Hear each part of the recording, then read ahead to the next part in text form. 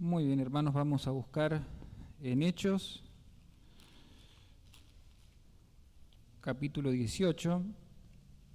Así estudiamos un pasaje de las Escrituras y a la vez conocemos a Apolos, un poco más de lo que ya conocemos de él, y también para ver si el Señor pueda bendecir el mensaje para que realmente lo que este hombre hizo también pueda ser reproducido en nosotros. Así que vamos a buscar en Hechos, capítulo 18, versículos 24. Hechos 18, 24. Hechos 18, 24. Bien. Dice la Escritura así: Llegó entonces a Éfeso un judío llamado Apolos, natural de Alejandría, varón elocuente, poderoso en las Escrituras. Este había sido instruido en el camino del Señor, y siendo de espíritu fervoroso, hablaba y enseñaba diligentemente lo concerniente al Señor, aunque solamente conocía el bautismo de Juan. Y comenzó a hablar con denuedo en la sinagoga, pero cuando le oyeron Priscila y Aquila, le tomaron aparte y le explicaron o le expusieron más exactamente el camino de Dios. Y queriendo él pasar a Acaya, ciudad de Corinto, los hermanos le animaron y escribieron a los discípulos que le recibiesen. Y llegado él allá fue de gran provecho a los que por la gracia habían creído, porque con gran vehemencia refutaba públicamente a los judíos, demostrando por las Escrituras que Jesús era el Cristo. Bien, vamos a estudiar entonces en esta hora de una forma sencilla y con algunos puntos lo más sencillamente posible acerca de Apolos, ¿sí? Un hombre que, si ustedes se ponen a ver, no ocupa mucho espacio en el Nuevo Testamento. Esta porción que hemos leído es la más larga acerca de él. Hechos ocupa, prácticamente habla todo del apóstol Pablo, pero aquí hay una pequeña porción dedicada a Apolos, y hay muchas cosas interesantes que podemos ver de este hombre. Dice lo primero en el verso 24, llegando entonces a Éfeso un judío, Apolos era judío, llamado Apolos, ya vamos a hablar al final del mensaje acerca de su nombre. Dice natural de Alejandría, es decir, había nacido en Egipto, no había nacido en Israel, no nació en Israel, nació en Egipto, ¿sí?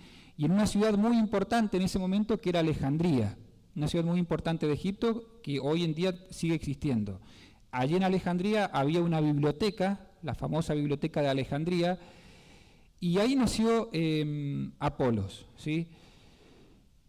Y lo primero que vemos es que era un varón elocuente, dice la Escritura, lo destacó la Biblia, dice que era un varón elocuente. Bueno, elocuente sabemos lo que significa. Es una persona que tiene mucha habilidad para hablar, para dar un discurso. Es una persona que no está limitada a la hora de hablar. Es una persona que cuando tiene que exponer sobre algún tema, no necesariamente de la Biblia, puede ser de cualquier tema, tiene esa fluidez de palabras, tiene esa capacidad de poder expresar pensamientos, ideas con palabras. Pero no solamente es una persona, podríamos decir, que habla mucho, sino que el elocuente es la persona que tiene la capacidad de hablar muy bien y las personas que lo oyen se convencen de lo que dice. Ese es el elocuente. Bueno, Apolos era elocuente en ese aspecto, porque evidentemente hay muchas personas que pueden tener la capacidad de hablar y pueden ser muy verborrágicas a la hora de hablar, pero el que está escuchando dice no me convence. Bueno, el elocuente, como era Apolos, era una persona que hablaba con mucha facilidad y tenía esa capacidad de convencer a las personas con el mensaje que trataba de comunicar. Pero entonces nos quedamos con esto que es importante, la capacidad de expresar algo.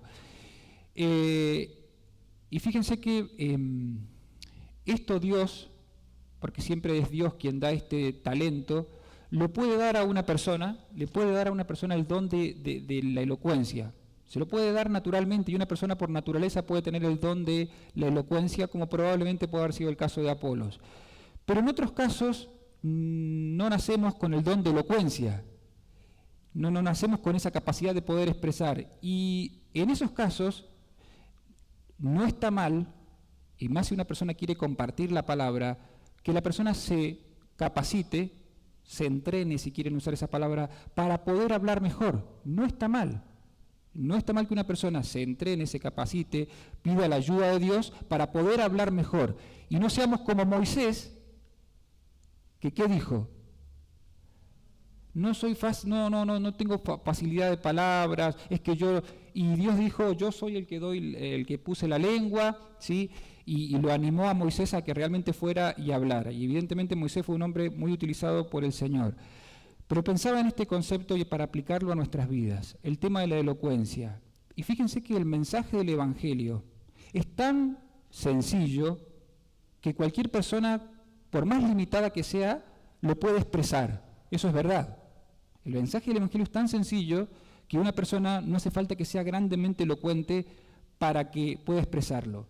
Pero a la vez, hermanos, el mensaje del Evangelio es tan profundo y tan maravilloso, no misterioso, pero sí maravilloso, que también se necesita de elocuencia para exponerlo. Por algo Dios utilizó a Apolos para poder expresar muchas cosas acerca del Evangelio. Entonces, nosotros no tenemos que quedarnos nunca diciendo, bueno, pero yo soy así, tengo poca facilidad de palabras. Si es así, tenemos que pensar en esto, que a mí siempre me ha ayudado mucho. El Evangelio requiere, para ser expresado de la mejor forma, y mucho más las cosas profundas del Evangelio, de capacidad de palabras, poder expresarlo de la mejor forma. Si uno va con esa idea, el Señor nos puede bendecir y nos puede hacer crecer un poquito más en nuestra elocuencia, ¿sí? Nos puede hacer crecer en nuestra elocuencia. Y no tenemos que caer tampoco no en el pecado, sino en lo que Pablo decía en Corinto, de que se acuerda que cuando él llegaba a predicar el Evangelio no lo quería hacer con sabiduría de palabras humanas, no lo quería hacer con sabiduría de palabras humanas, lo quería hacer con sabiduría, pero que proveniera del Señor. Entonces, la primera lección es esta, que busquemos siempre poder expresar el Evangelio de la mejor forma, poder expresar las grandezas del Evangelio de la mejor forma. Y aquellos que son maestros, maestras de escuela bíblica, predicadores, esto tenemos que hacerlo sí o sí. Sí o sí tenemos que tratar de mejorar la forma de explicar el Evangelio, la forma de presentar las verdades.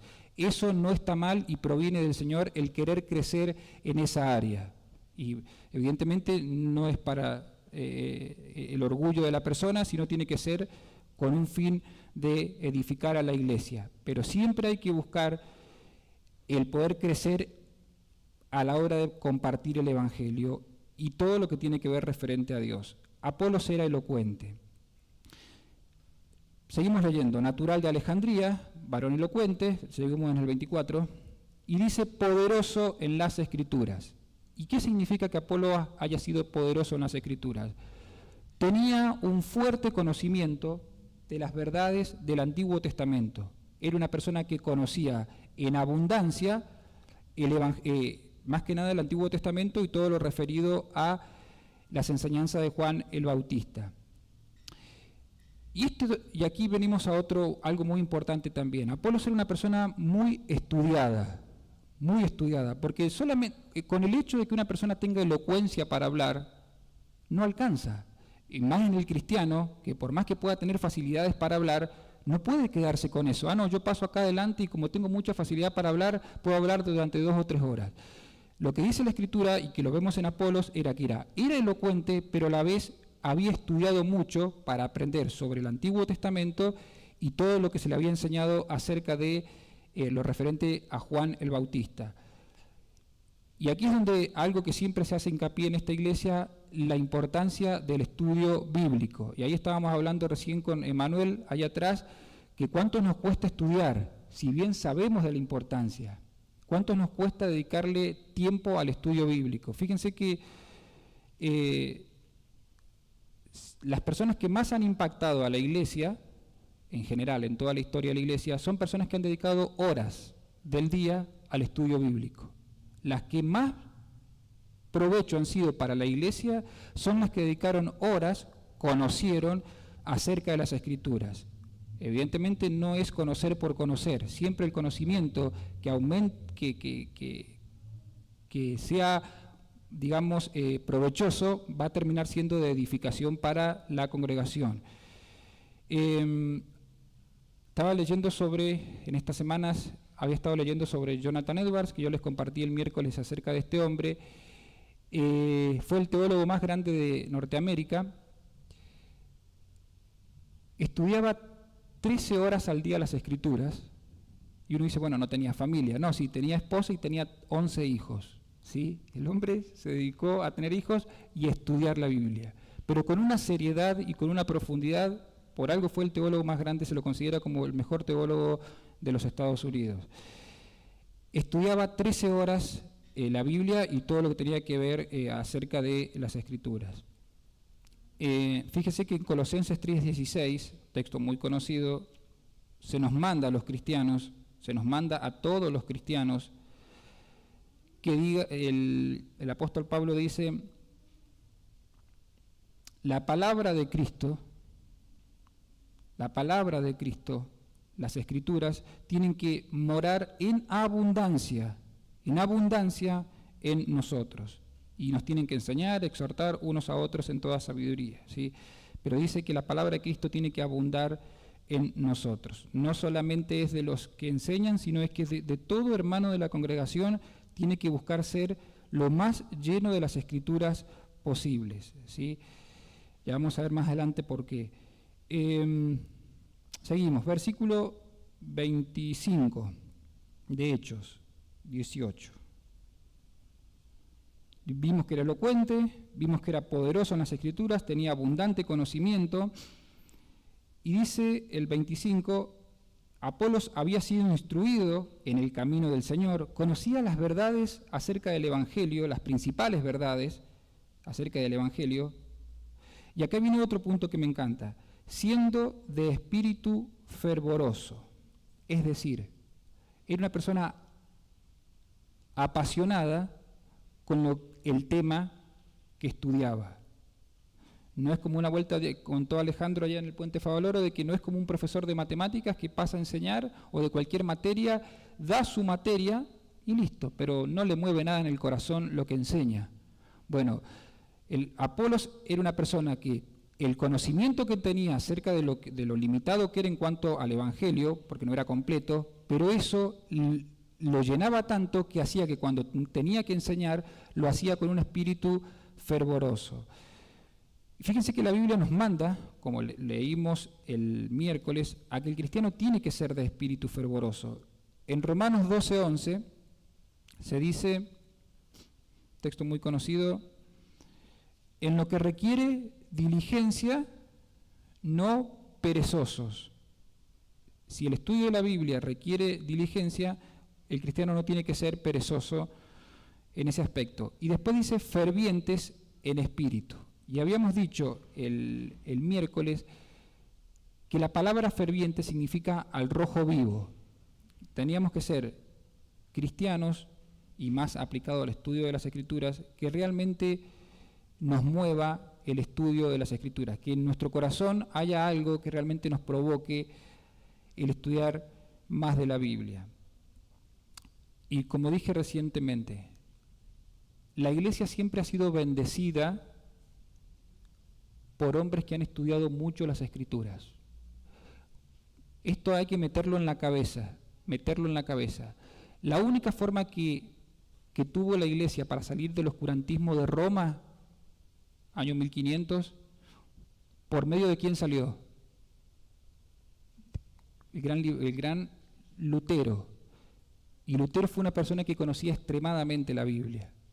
Gracias a él, o gracias al Señor, pero Dios utilizó de vuelta a un hombre que conocía muchísimo las Escrituras y en los originales, fue el puntapié inicial para que se abrieran la venda. Y en muchos despertares que se le ha llamado a lo largo del tiempo, despertares que la Iglesia ha tenido, que ha dejado la frialdad, que ha dejado la religiosidad, que ha dejado un montón de cosas que de la rutina, ha sido por hombres que han estudiado mucho las Escrituras. Dios usa ese camino. No ha sido por medio de la organización, no ha sido por medio de las actividades. Lo que Dios ha utilizado para despertar a la realidad, a una iglesia, ha sido personas que han estudiado muchísimo, con fervor, las Escrituras. Por eso, cuán importante es que cada cristiano no abandone este aspecto, ¿sí?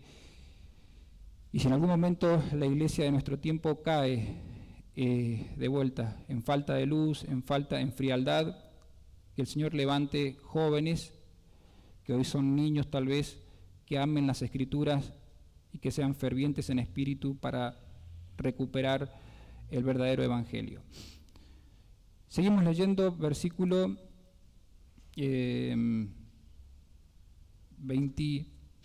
18, 25. Bueno, entonces había sido instruido en el camino del Señor, siendo de espíritu fervoroso, hablaba y enseñaba diligentemente lo concerniente al Señor, aunque solamente conocía el bautismo de Juan, porque probablemente Apolos todavía no conocía acerca de Jesucristo, no conocía acerca de que Cristo murió y resucitó, tampoco acerca del Espíritu Santo. Dice el versículo 26, y comenzó a hablar con denuedo en una sinagoga, pero cuando lo oyeron Priscila y Aquila sí eran verdaderos cristianos que conocían a Cristo, conocían la verdad del Evangelio. Cuando Priscila y Aquila escucharon a Apolos, que estaba hablando con sinceridad acerca de las cosas del Señor, dice que lo tomaron aparte y les pusieron a Apolos con más claridad acerca del Evangelio. Y acá saco otra lección. Primero saco una lección de Priscila y Aquila, que no marcaron un error o marcaron un detalle del mensaje de forma pública. Lo llamaron aparte y le explicaron de forma personal a Apolos más exactamente el camino. Pero lo que más me llama la atención es la humildad para aprender de Apolos. La humildad para aprender. Porque ¿qué pasa? Normalmente el que sabe mucho y se cree mucho no tiene humildad para aprender. Todo lo sabe, nadie le puede venir a enseñar porque él ya sabe la Biblia. Y en este caso, Apolos, conociendo mucho del Antiguo Testamento, vinieron Priscila y Aquila, que tal vez no conocían tanto, pero que eran hermanos humildes, les pusieron a Apolos la verdad más completa, y Apolos con humildad aceptó la enseñanza y su mensaje fue más completo respecto de lo que creía. Entonces, aquí hay algo muy importante, hermanos. Nunca hay que perder la humildad en el servicio, nunca hay que perder la humildad como enseñadores, nunca hay que perder la humildad en ningún aspecto de la Biblia. Y la humildad que está dispuesta a aprender de cualquiera sea el hermano. Porque aquí el menor enseñó al mayor en cuanto a conocimiento. Siempre hay que analizar nuestra actitud de servicio. Hechos 20:19, Pablo dice algo con mucha claridad. Dice, sirviendo al Señor con toda humildad. Sirviendo al Señor con toda humildad. Que esa sea una marca también de nuestro aprendizaje cristiano. Sirviendo con toda humildad. Vamos terminando. Volvamos a los Hechos. Versículo 27, ahora dice, y queriendo Apolos, una vez que conoció de Cristo, su mensaje fue más completo, pasar a Acaya, hasta una ciudad de Corinto, los hermanos le animaron y escribieron a los discípulos de la otra iglesia, diciéndole que le recibieran. Acá está la importancia de las cartas de recomendación. Las cartas de recomendación no son un invento de la iglesia de ahora. En ese tiempo habían cartas de recomendación. Recomendamos al hermano Apolos, que está sirviendo entre nosotros, para que se le enviaron, y los hermanos leyeron y integraron rápidamente a Apolos al servicio de la congregación. Y llegando Apolos allá, me encanta la expresión de ahora, fue de gran provecho a los que por la gracia habían creído, porque con gran vehemencia refutaba públicamente a los judíos, demostrando por las Escrituras que Jesús era el Cristo. Fíjense qué lindo, hermanos, cómo toda la elocuencia de Apolos, el conocimiento de las Escrituras, su fervor espiritual se volcaba para un servicio de la iglesia. No era para un servicio propio. No era que salía siempre, no, dice que toda la gran capacidad que tenía Apolos lo volcó para el servicio de la iglesia de Corinto en ese caso. Fue de gran provecho a los que por la gracia habían creído. Qué lindo que es esto y poder llegar a este nivel de comprensión, de que realmente se trata del servicio que uno hace para edificación de la iglesia, no para el engrandecimiento de una persona ni de un ministerio en particular, sino que lo que uno llega a hacer con más o menos capacidad, más o menos alcance, siempre es para provecho de la iglesia y un aprovechamiento real, Fíjense que acá hay un detalle también muy interesante que es el siguiente, que ¿cómo es que se beneficiaba la iglesia de Apolos? Versículo 28, dice que Apolos discutía, debatía con los no cristianos y en ese debate público que tenían, ¿qué pasaba entre Apolos y los no cristianos? ¿Qué deducen del versículo 28? Espero que me vayan siguiendo, ¿sí? Entre esos debates entre Apolos y los no cristianos, sí, Apolos ganaba las discusiones, era elocuente, conocía, Apolos ganaba. Los no judíos o los no cristianos se convertían, no, quedaban enojados, porque una persona que pierde un debate se queda enojado. Ahora, ¿era de beneficio, de provecho para ellos? No, ellos iban enojadísimos. ¿Pero para quién era de provecho eso? Para la iglesia, porque la iglesia escuchaba la defensa del Evangelio, escuchaba las grandezas del Evangelio y eso hacía que la iglesia se fortaleciera y que amara más el mensaje que había creído. Eso a mí me encantó descubrirlo, porque no se trata... Apolos se dedicaba a debatir, ganaba casi siempre, los otros se iban enojados, y la iglesia se fortalecía por medio del ministerio de Apolos. Se fortalecía conociendo la grandeza del Evangelio y mucho más descansando en la grandeza del Evangelio cuando hay personas que lo pueden exponer con tanta claridad y que pueden hacerlo tan rico y que uno realmente se llena cuando escucha a esos hermanos, ¿sí? 2 o 3 cositas más. Nuestro aprovechamiento hacia la congregación siempre irá de la mano de nuestra profundidad en las Escrituras. Escuchen, para todo ministerio, hermanos, y para toda persona que esté en cualquier sea el ministerio que esté, nuestro aprovechamiento hacia la congregación siempre irá de la mano de nuestra profundidad en las Escrituras. Si queremos ser de bendición en el área que estemos de la iglesia, mientras más profundo sea nuestro estudio de las Escrituras, más seremos de bendición. No importa que nunca estemos en un púlpito. Pablo le dice a Timoteo, ocúpate en estas cosas, hablando de la lectura, permanece en ellas para que tu aprovechamiento sea manifiesto a todos, Otro texto importantísimo, no tenemos tiempo de meditar, simplemente los cito. 2 Timoteo 2:15, procura con diligencia presentarte a Dios aprobado. ¿En qué consistía la aprobación? Como obrero que no tiene nada que avergonzarse, punto número 1, santidad de vida, punto número 2, que usa bien la palabra de verdad, que sabe exponer las Escrituras, trazar la verdad. Fíjense que, volviendo a 18:25, ahí hay un detalle que no hay que pasarlo por alto, de Hechos. Dice, este había sido instruido en el camino del Señor, siendo de espíritu fervoroso, hablaba y enseñaba diligentemente lo concerniente al Señor. Pero noten esas 2 palabras, hablaba y enseñaba diligentemente. Lo uno con el texto que acabamos de leer de usar bien la palabra de verdad. Apolos era una persona instruida, pero que exponía de forma correcta. las Escrituras, diligentemente. Entonces hemos visto algunas cosas de este hombre que ojalá que nos sirvan para motivarnos a nosotros.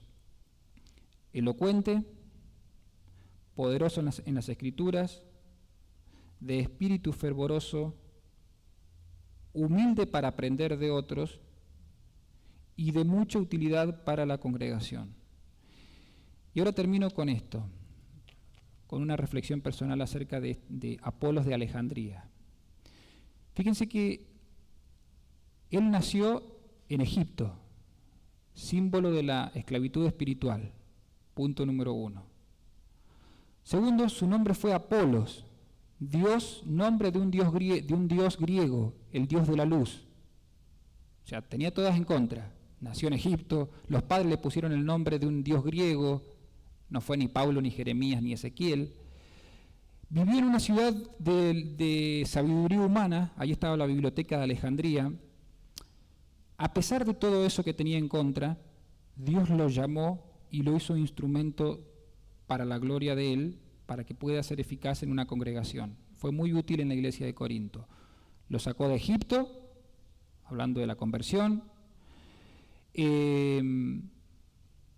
lo sacó de la sabiduría humana y le dio sabiduría espiritual, la sabiduría que tiene que ver con la cruz, y evidentemente el nombre no le cambió, siguió siendo Apolos, pero sabemos que somos hechos hijos de Dios y que nuestra identidad ahora es otra a pesar del nombre que podamos llegar a tener, ¿sí? Entonces, Apolos de Alejandría creo que nos deja una linda enseñanza para cada uno de los que estamos en esta noche aquí. Ojalá que amemos las Escrituras, ¿sí?